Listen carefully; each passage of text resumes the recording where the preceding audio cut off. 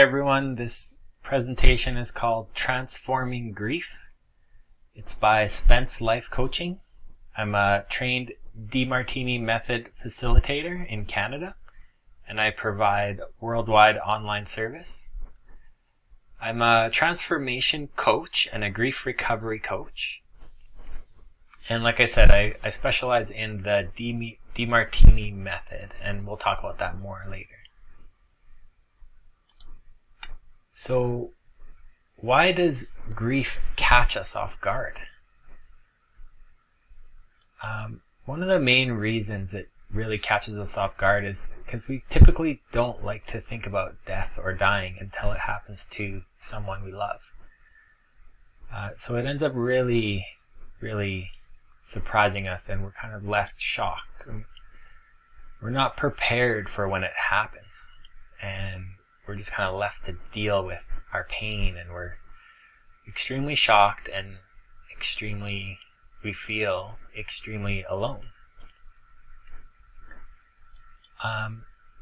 Another reason why it really catches us off guard is because no one has taught us how to deal with death and loss and grief. And there were no straightforward tools until now. So we'll get more into that in a minute. What I've noticed is that there are 3 common beliefs that really keep us stuck in our pain. The first belief kind of revolves around the idea that the more I grieve, it means the more that I love them, the more that I love them. And when we hold that belief, what ends up happening is we come to the idea that if I'm not grieving, then it means that I didn't or I don't love them.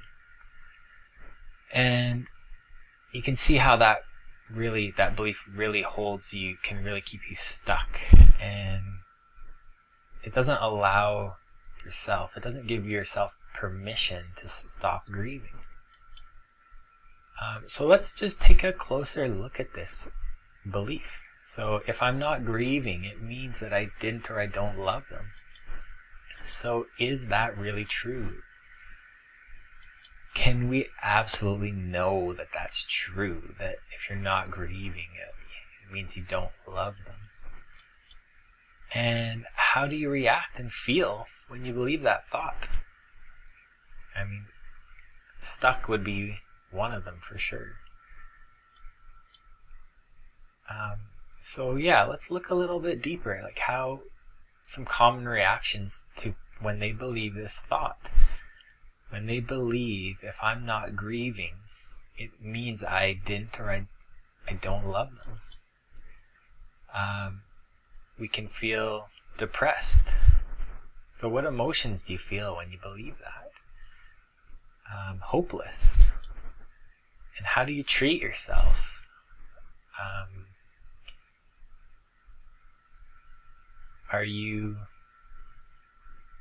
What are you doing to cope?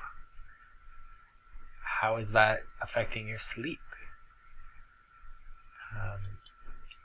And how do you treat them, the person who's passed? I know sometimes people will feel anger and a whole host of emotions around that. And how is this a drawback to them? How is this a drawback to your loved ones when you believe that if I'm not grieving, it means that I don't love them? So these are counterintuitive questions that you may not have ever thought to ask. So how is this also a drawback to you when you believe the thought, if I'm not grieving, it means I didn't or I don't love them? How does this disconnect you from your loved one? And how does it limit them? How does it limit them? Something to think about. So, who would you be without this thought?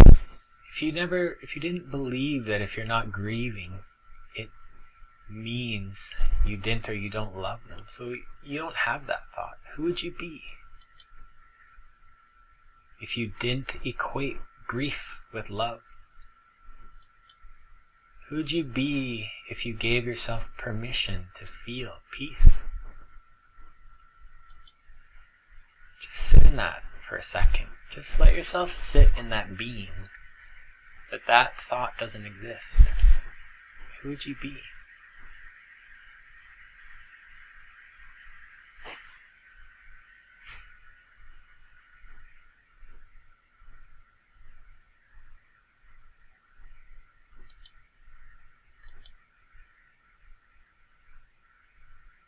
So by not grieving, by being okay, by being at peace, possibly even happy, it means that I do love them.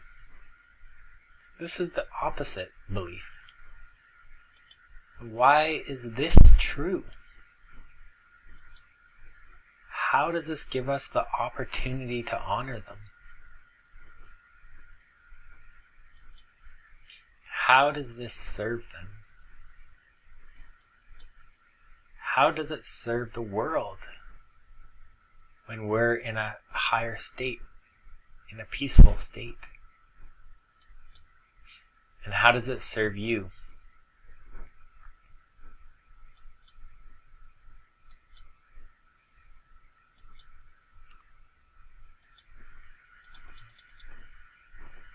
Another common belief that keeps us stuck in our pain is that it takes years to feel okay, and you will never feel okay again. So let's examine that one. Is that true? Now, I know some of you, it has been years of pain. So can you absolutely know that there was no alternative to your years of pain? Can you absolutely know that it's true, that it takes years? And how is this belief keeping you stuck in pain? Does it prevent you from searching out different ways of overcoming your grief?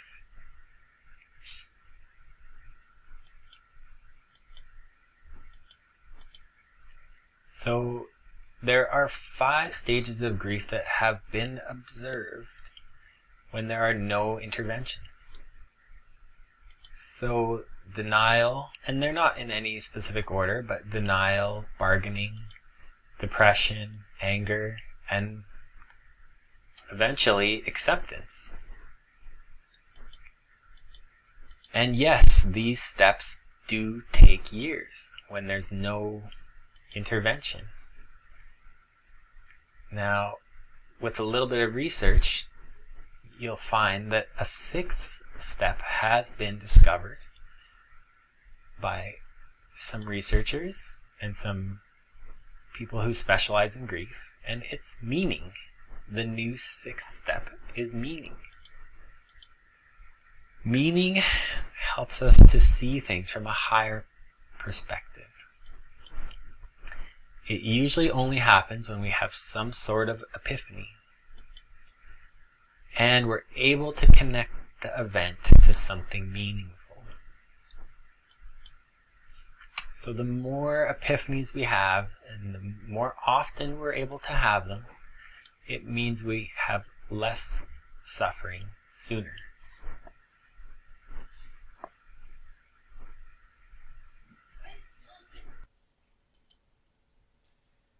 So my job as a mindset coach is to help people to have epiphanies, to have those aha moments where they realize something, where they see something they haven't seen before, a new perspective. More epiphanies mean more growth. We're growing in our awareness.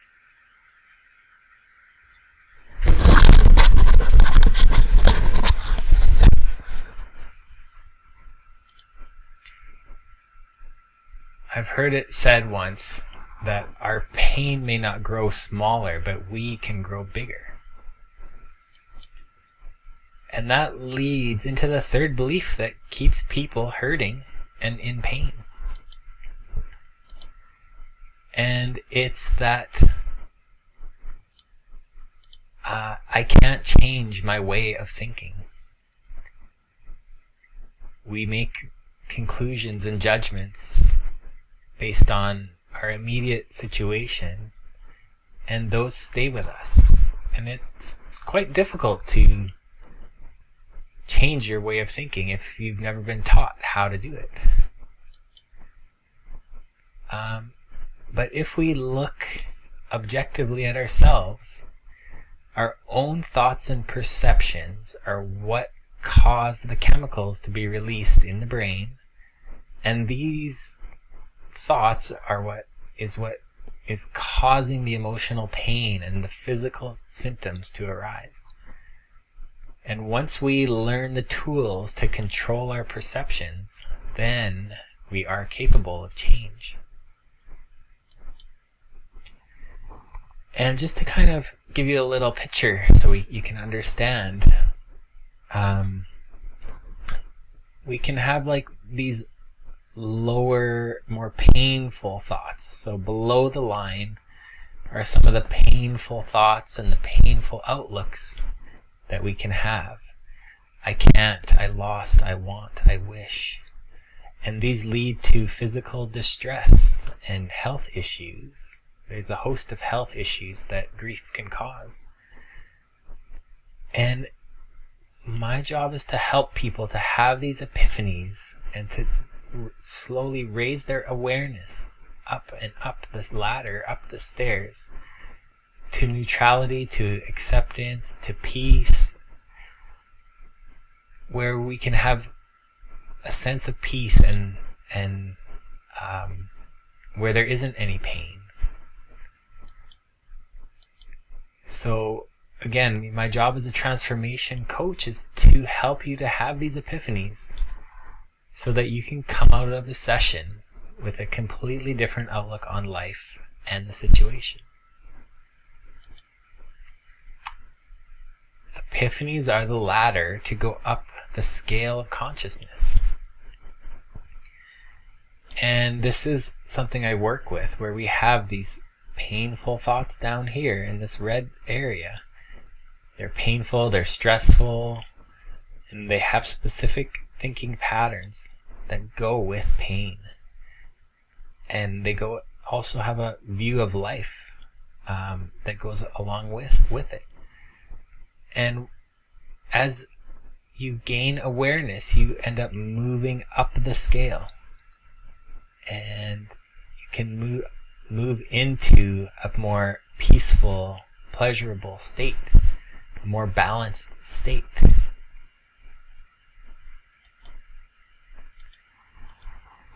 So, something to think about here. Who would you be without your grief, but simultaneously full of love? How would you feel? Just let yourself think. Let yourself be with that for a minute. Who would you be without your grief, but simultaneously full of love? And how would you be able to honor those who passed in this more peaceful, resourceful state?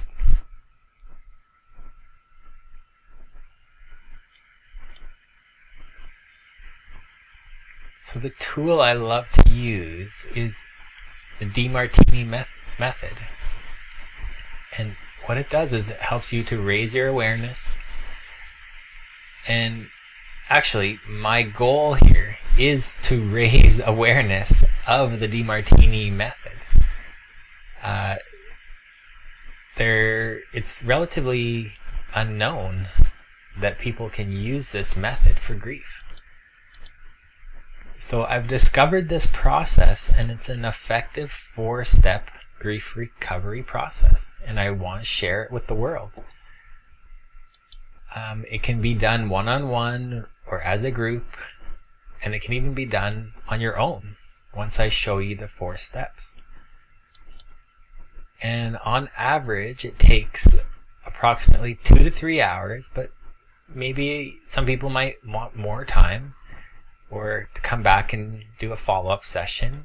But it takes about 2 to 3 hours on average, and if it takes more time, then I'm definitely happy to accommodate.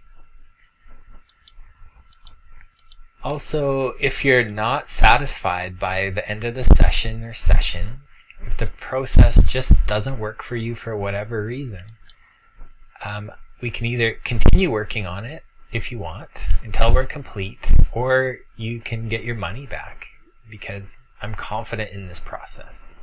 I want you to get results, and if I'm not getting you those results that you want, then you shouldn't have to pay for that. So if you're ready to take these steps and start working towards dissolving your grief and recovering from grief, then you can just go to my website, spencelifecoaching.com. You can email me or you can book a session and we can get started. I hope this was helpful, and I hope you'll consider trying the DeMartini method for your grief. And also, you can join my Facebook group. I started a Facebook group. It is grief support group coaching on Facebook, and if you email me or message me, I can give you the link to that as well. And if you're watching this on YouTube, I'll put it in the comments. If YouTube will allow that, then I'll put it in the comments as well. So, yeah. Anyways, I hope you got something out of this presentation, and I hope to hear from you, and good luck. Thank you.